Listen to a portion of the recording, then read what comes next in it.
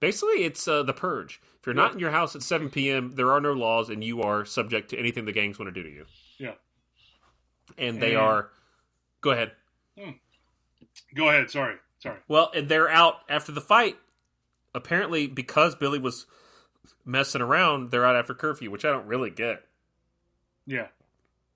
We never saw, like, why exactly they were out after curfew, do we? Or Was every single person of that fight out after curfew? Right, like, they just, it's just shitty timing, and then, they got out late after 7, and, And anyway, they come through as any... If you live in a post-apocalyptic gang world, you gotta pay a toll. There's never a moment that you're driving where you don't have to pay a toll to a gang member to continue to use the road. Right. And that's good business. Listen, in the economics that have been set up by this deal, it's not off. It's not crazy for a Bobo to ask for, hey, like I own the night, dude. Yeah, if we were allowed to own everything that happens at night, why wouldn't I, charge people to go through? And they ask for a nominal fee. Yeah. Maybe it's not nominal for them, but $50. Yeah, hey, it's not too bad. No. After Scott Wolf got turned on by a guy dressed up in girl's skirt, trying to start his car, and Scott Wolf once again gets us into trouble with his crazy attitude because he sees a beautiful woman that turns out to be a guy, and that's weird. Anytime someone is bent over in this movie, Scott Wolf is on top of it. Alyssa Milano, every time it's just like a wah, wah, wah. Ooh, baby. Yeah. We get a big chase scene. Right. This chase scene, hear me out, should have been done on foot. Yeah. Or we get to see their cool station wagon, and then it breaks down. They got to ditch it. Then they have to ditch it. They run out of garbage or whatever. Yeah. This car runs on garbage, by the way. Right. But,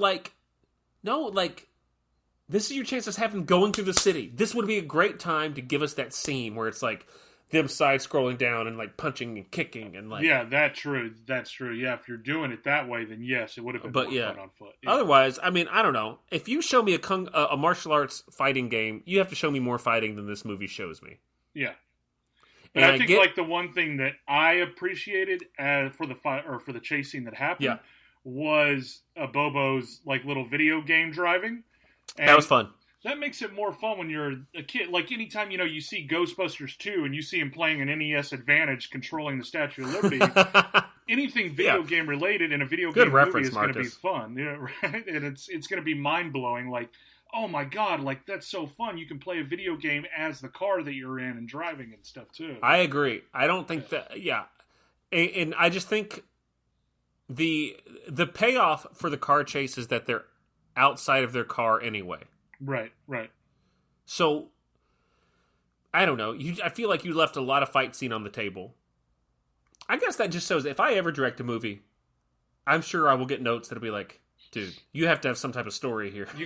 This is all fighting, dude. This is all long shots of people. It's a 45-minute unedited fight scene. But no, I get that. And we get to meet a Bobo. We get to meet his 80s crazy sidekick with the yeah. Just some weird mouth close-ups and stuff like that. Very strange. Yeah, his butthole mouth. Yeah. And we get to meet a Bobo. He bench presses 800 pounds. Every car has police capability that can research. Right. Everyone. But those were two of the scenes that I were pretty iconic to me as a kid. What were some other scenes that stuck out to you, Marcus? Well, the one that I do that kind of flashed me back, and I don't know if we're going to jump ahead this far, and if it is, I think it's fine. But let's jump ahead, baby. I think the biggest one was with the three of them, Jimmy, Billy, and Marion, going through the tunnel to try to get the second piece of the emblem while Robert Patrick and them are having their meeting with Marion's dad, the cop. Oh, yeah. And because I remember... So, of course, like we mentioned before, it's kind of out of the blue when Alyssa Milano bends over and it kind of pans up on, like it shows a close and it's like, whoa, what's going on? Yes. And, the first time that they meet her and she bends over in those shorts, and it just frames like right up on her ass, and it's like, whoa, that is it is awkward. It is and that's the thing. Like, we need a PG movie so we can or whatever. It's like, sacrifice the perverted looks and give us a headbutt. Like, give us give us a bloody nose, an arm break or something like that. Like, you get 2 scenes where they get hard because they're staring at Alyssa Milano's shackle pants or whatever they're called. Her bride. I don't know, but that was the first scene, like, when, that I watched again. I don't remember the other scenes, like, most of them, like the driving, the chase scene, of course, but I think the one that really remembered, like, really brought it back was that scene when they go through the tunnel, again, like, we get a close-up of Alyssa Milano's ass, and them just getting hard on it, and, but them going through, and it's kind of like, just the funniness of the whole thing of just this wire being dropped down with a magnet pen and just trying to get the emblem, and like everybody just standing around. It takes so long for someone to notice that thing. Mm-hmm. For Lash to finally notice and grab a samurai sword and just Alyssa Milano's dad is this chief of police, and he's been lured in to be bribed by Shuko, and it so happens to be at the same time they're trying to get the other emblem. And hilarity ensues, I guess. It's a good fight scene overall. I mean, because we go back, and of course we miss, we have the death of Satori, which is kind of, the big draw as far as what they have to do now to complete the mission and why they need to complete the mission. But as far as what's going on in this, it doesn't push anything forward. I mean, everything could have ended in this scene right here, too. Yes. Probably. I mean, but this dear God, everything. If you and I ever make a movie, Marcus, yeah, I never want there to be 4 scenes where everyone's like, "Oh, this could have been the end of the movie." When you have everybody together who is the key component of a movie, that should be your ending right there. Like, that should have been it. You had everybody who was a big player in this movie in one room. That should have been it. Yeah, listen, I know everyone who wrote this movie has gone on to win, like, Screen Actors Guilds and Emmys and for their writing. But listen, if you... The final fight scene takes place in a fun area. I'll give it that. The power core thing, that's fun. That's what I remembered as a kid as well. It's like, this place looks amazing, man. Oh, it reminds me of the Foot Soldier hangout in Turtles. Yeah. Oh, my gosh. That place made me want to be a foot soldier, so I would gladly devote myself to a life of crime with all those. There was another place too when I was a kid that I wanted to be at in the movies, and it's kind of odd, but was the bar in Crocodile Dundee 2 when he's trying to gather up the gang to go help him. And you know what I'm talking about? Yeah, I do. And they're playing "Wanna Be a Wild One," and that bar looks like so much fun when I was a kid. You're absolutely correct, Marcus. You should have. I wish you could go there one day. Yeah. But yeah, I mean, that's a pretty great fight scene, and Lash gets to use the whip effectively. Right. And we eventually get to go back, and we get. Is that fight scene post the theater fight scene? Are you talking about the final fight scene or the break when they're trying to steal the emblem? Yeah, that is post the theater. So Satori died. Right. Okay. Yeah, the theater fight scene was fun for me. We get a little bit of up, but that's the thing. Like, the theater fight scene that happens before this when Satori dies is.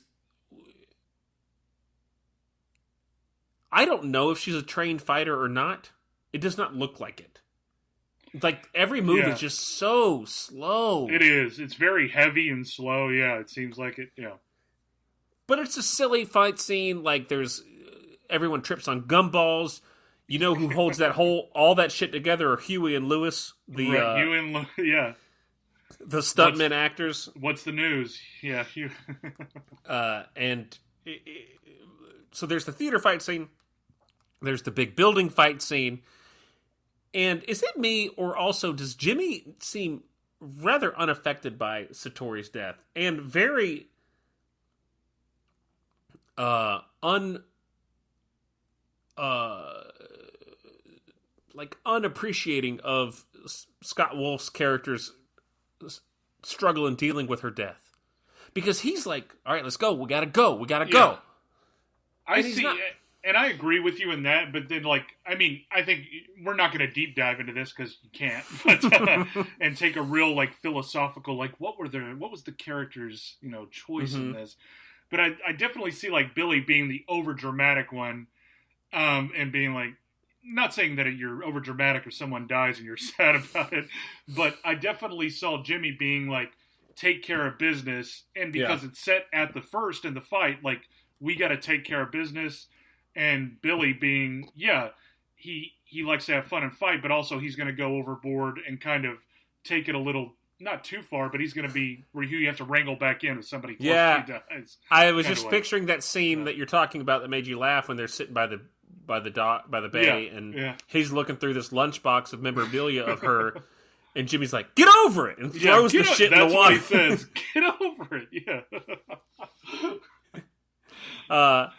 There's a pretty big boat chase scene that happens, and this, I mean, listen, this movie is enjoyable to a child of the '90s, and there's some nostalgia there for sure. But like, this scene could have been terrifying when all the gang members have got them trapped in that boathouse. They eventually realize there's a boat in the boathouse, and there's a boat chase scene, and apparently it took place on the Cuyahoga River in Ohio. And I guess everyone didn't get the memo because there were over 200 calls to police. Right. That there was this huge explosion going on. There are these two young boys on a boat. Police? On the Cuyahoga. On the Cuyahoga. Sounds like every river mentioned in an Old West ballad seems like it's set on the Cuyahoga. So this movie eventually gets to... Let's go ahead and skip to the final fight scene. It's drenched in creme de menthe colored liquid. Yeah. And the brothers have, at this point, given up on trying to use the medallion. They don't know how it works. No, they've tried. There's been a few like romantic scenes between Scott Wolf and Alyssa Milano.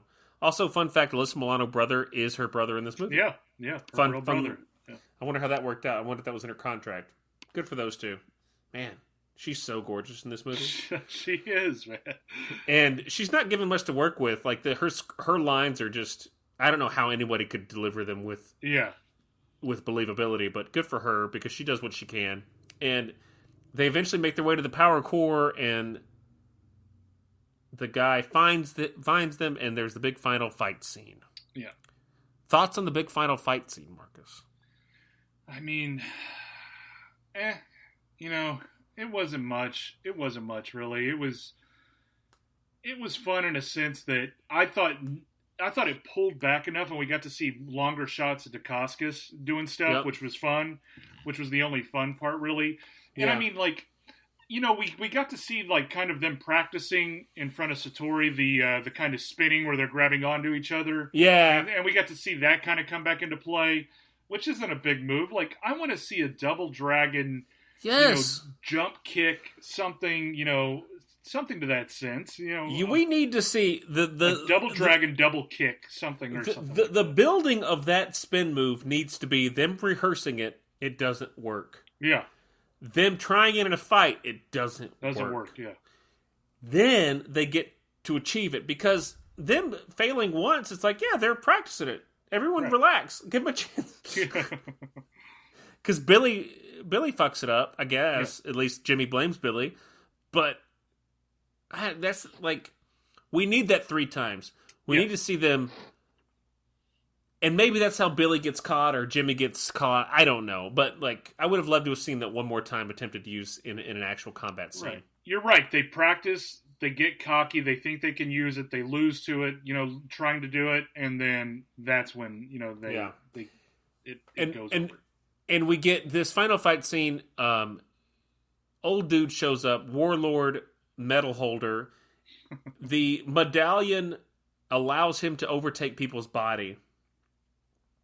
And he does so within the power core, and Billy has to fight Jimmy, which maybe is an homage to the final scene. Yeah, that could be, I guess, yeah.